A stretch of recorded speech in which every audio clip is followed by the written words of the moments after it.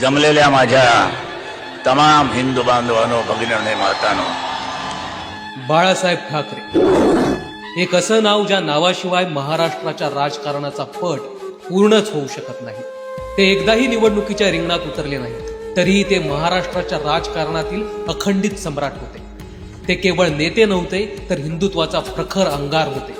त्यांच्या विचारांच्या एका ठिणगीने महाराष्ट्रात हिंदुत्वाचा वणवा पेटवला आणि तमाम जनतेच्या मनावर राज्य करणारे ते हिंदू हृदय सम्राट ठरले.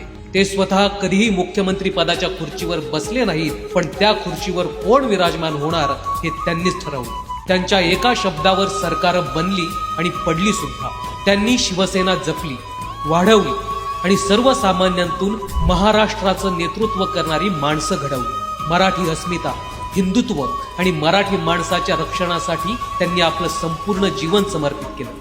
धुरंधर राजकारणी, मराठी जनांचे कैवारी, तमाम शिवसैनिकांचे दैवत वंदनीय बाळासाहेब ठाकरे यांना स्मृती दिनानिमित्त विनम्र अभिवादन. त्यांचे कार्य महाराष्ट्राच्या इतिहासात सदैव तेवत राहील.